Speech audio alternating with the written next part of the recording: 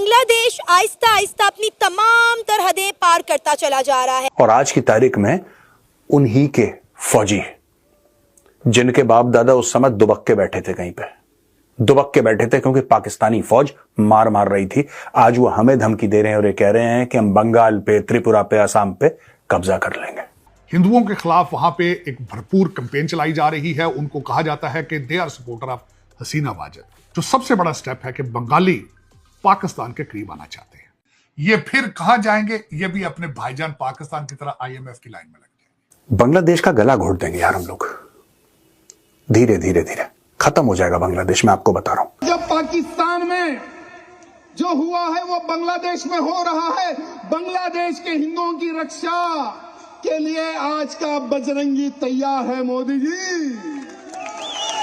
जी 15 minute gate खोल दो, बांग्लादेशियों का काम तमाम कर देंगे। डोनाल्ड ट्रंप साहब ने अपने ओथ लेने से पहले ही वो कह चुके हैं कि I have issue with the Hindus living in Bangladesh. इतना भी सेक्युलर बनने की जरूरत नहीं है कि एक बंदे ने आपकी गर्दन पे यहां पे चाकू रख रखा है और आप कह रहे हैं कि नहीं साहब हम जब बात करेंगे सबकी। आपके PIA के होटल रोजवेल्ट को अगर विवेक रामास्वामी ने अपनी लिस्ट के ऊपर लिख लिया है तो आपका क्या ख्याल है, IMF को नहीं चेक करेंगे? ना मोहम्मद यूनस तुझे तो मैं अपने घर में बर्तन बनवाऊंगा, देख लेना नोएडा में। जय हिंद दोस्तों, स्वागत है एक और वीडियो में। दोस्तों, बांग्लादेश में हिंदुओं पर हो रही हिंसा को लेकर भारत के लोगों में काफ़ी गुस्सा है। एक तरफ बांग्लादेश में अल्पसंख्यक हिंदुओं के खिलाफ हो रही हिंसा के विरोध में भारत के अलग अलग हिस्सों में विरोध प्रदर्शन किया जा रहा है। वहीं भारतीय जनता पार्टी के विधायक टी राजा ने गोवा में प्रधानमंत्री नरेंद्र मोदी से बहुत बड़ी मांग की है। भाजपा नेता और तेलंगाना के विधायक टी राजा सिंह ने रविवार को गोवा में बांग्लादेश में हो रही हिंसा पर खूब हुंकार भरी। टी राजा ने बांग्लादेश का जिक्र करते हुए कहा कि पड़ोसी देश में हिंदुओं की हत्या की जा रही है और उनकी दुकानों को लूटा जा रहा है। वे मदद की अपील कर रहे हैं। मैं कहना चाहता हूं कि बजरंगी बांग्लादेश में हिंदुओं की सुरक्षा के लिए लड़ने के लिए तैयार है। टी राजा ने खुद को बजरंगी बताया। टी राजा ने कहा कि मोदी जी बस 15 मिनट के लिए दरवाजे खोल दीजिए और हम बांग्लादेश को साफ कर देंगे। टी राजा बस यहीं नहीं रुके, उन्होंने मंच पर ही बांग्लादेश का झंडा फाड़ते हुए कहा, जो भी भारत के खिलाफ आएगा उसका यही हश्र होगा। उन्होंने तलवार भी निकाली और कहा, यह तलवार सिर्फ म्यान में रखने के लिए नहीं है, यह हर हिंदू के घर में होनी चाहिए। दोस्तों, आज का दिन बड़ा ऐतिहासिक है। जैसे मैं आपको कई बार बता भी चुका हूं, मेरा ताल्लुक जो है वो 17 कुमाऊं रेजिमेंट से है। आज ही के दिन यानी कि 10 दिसंबर 1971 को ईस्ट पाकिस्तान में एक जगह थी भदूरिया, और वो जो जगह थी भदूरिया, वहां पे मेरी पलटन यानी कि 17 कुमाऊं ने लड़ाई लड़ी थी। दोस्तों, 17 कुमाऊं ने लड़ाई लड़ी थी। आज हम लोग बैटल ऑनर डे भदूरिया मनाते हैं। We received battle honour Bhaduria and theatre honour east Pakistan. 55 हमारे भाइयों ने जान दी थी, 55 भाइयों ने हमारे जान दी थी कि हम पाकिस्तानी फौज को वहां से खदेड़ें और ईस्ट पाकिस्तान को बांग्लादेश बनाएं। लोग कहते हैं कि नेकी कर दरिया में डाल, लेकिन हर समय ना ये फॉर्मूला चलता नहीं है। कभी कभी जताना पड़ता है, कभी कभी बताना पड़ता है, खासतौर से तब जब दूसरी पार्टी को आराम से समझ में नहीं आता। बांग्लादेश के लिए मैं खास आज इसलिए बोल रहा हूं क्योंकि आज भदूरिया डे है, 10 दिसंबर Bhaduria day, the battle of Bhaduria cross roads complex. आज की तारीख में दोस्तों हमने 55 जाने दी उस मुल्क को आजाद कराने के लिए, पता है आपको।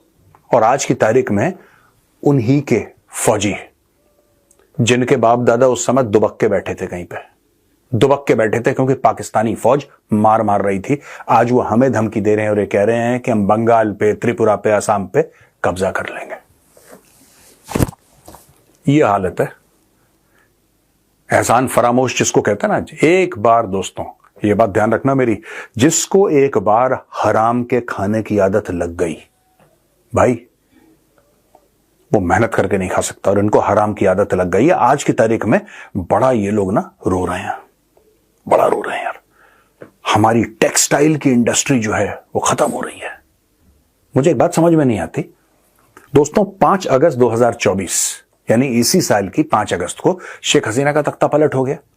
उसके पहले काफी सारे प्रोटेस्ट्स हुए बांग्लादेश में, कि ये नहीं चलेगा, वो नहीं चलेगा, इसको निकालो, ये करो, वो करो, बहुत बुरी औरत है, डिक्टेटर है, उसको 5 अगस्त को निकाल दिया। और मेरा यह मानना था कि जो मेन प्रॉब्लम थी, यानी कि उनके हिसाब से शेख हसीना 5 अगस्त को चली गई, 6 अगस्त से चीजों को नॉर्मल हो जाना चाहिए था। आज हम लोग 10 दिसंबर पे बैठे, 4 महीने से ज्यादा हो गए, अभी तक चीजें नॉर्मल नहीं हुई, क्योंकि इन लोगों को, जैसा मैंने बोला, हराम खाने की आदत है। अब आप बोलेंगे मेजर साहब इसमें हराम खाने का क्या लॉजिक है भाई? What is this got to do with हराम खाना? क्योंकि दोस्तों ये काम नहीं करना चाहते। शेख हसीना की सबसे बड़ी गलती थी, उसने बांग्लादेशियों को बोला कि तुम काम करो। ये आलसी लोग हैं, ये प्रोटेस्ट करना चाहते हैं। कल शेख हसीना थी, आज कोई और बहाना है, लेकिन आज भी बांग्लादेश में आग लगी है और सब मिलकर प्रोटेस्ट कर रहे हैं, because they feel that that is the only way. They know no other life, they were born to protest, they don't want to work. There is no output in Bangladesh, their textile industry has crashed. आज की तारीख में ये कहते, देखिए साहब, इसका फायदा भारत को हो रहा है और हमें ऐसा फायदा चाहिए भी नहीं, ठीक है, लेकिन कोई बात नहीं, अब बंदा कहीं ना कहीं तो जाएगा। चाइना के बाद अगर कोई देश था जो टेक्सटाइल फिनिश गुड्स प्रोड्यूस कर रहा था, वो बांग्लादेश था। लेकिन बांग्लादेश का मैक्सिमम रॉ मटेरियल जा रहा था भारत से, राइट?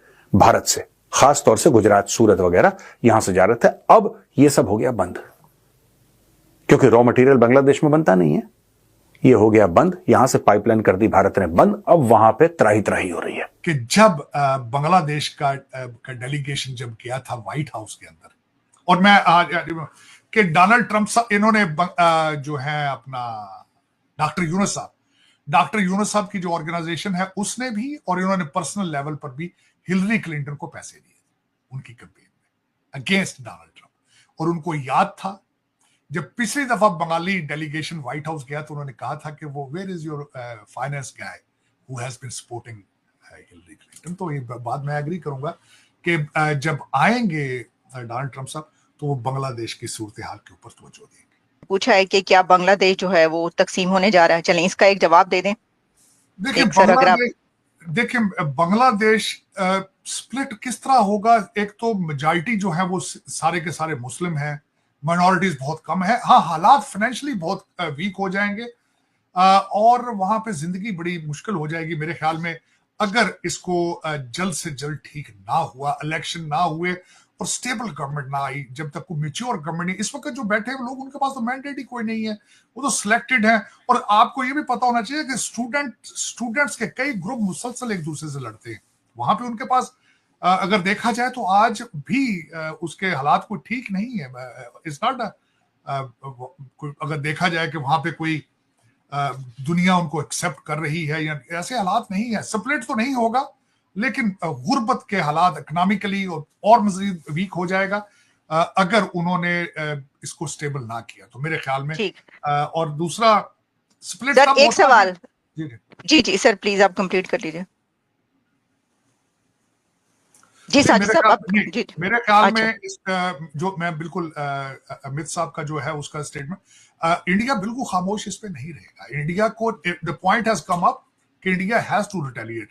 जो अभी तो विक्रम मिस्री साहब गए हैं हालात को स्टडी करने के लिए, देखने के लिए कि क्या होगा, लेकिन अगर बॉर्डर को उन्होंने कंट्रोल ना किया और वहां पे हिंदुओं के साथ मिसाइल जारी रहे तो इंडिया के पास कोई अदर चॉइस नहीं होगा कि उसको सख्ती के साथ डील किया जाए। और रिलीजन आपका पर्सनल मैटर होता था, हम इकट्ठे रहते थे, किसी को कोई इशू नहीं था एक दूसरे के साथ। और तीसरा एक बात, मैं खासकर इस कॉन्टिनेंट, सब कॉन्टिनेंट के लोग, हम सब हिंदुओं की औलाद हैं। मेरे एंसेस्टर हिंदुओं से सिख हुए, सिखों से मुसलमान हुए। तो जब हम सारे एक ही उस लैंड से इकट्ठे रह रहे हैं, कल्चर एक है, जबान एक है, टेस्ट एक है, तो फिर इतनी नफरतें क्यों हैं? मुझे इस बात की समझ नहीं आती। मुझे अक्सर ये जो मेरे भारतीय दोस्त कहते हैं आप खान साहब हैं, मैं कहता हूँ यार मैं खान कहां से हूं, मैं तो जट बरादरी के मेरी ट्रूली। अच्छा, वो समझते हैं कि हर पाकिस्तानी या हर मुसलमान है वो खान है और मुगलों का रिश्तेदार है। हालांकि दिस इज जस्ट, मैं बल्कि भारत, जब पंजाब इंडिया जाता हूं तो मैं किसी को मैं ये बताऊं ना कि मैं जट बरादरी से हूं, तो वो कहते हैं हाउ इट इज पॉसिबल कि जट भी हो और सिख नहीं हो। लेकिन हम फिर सिखों से कन्वर्ट हो चुके हैं, लोगों को ये पता नहीं।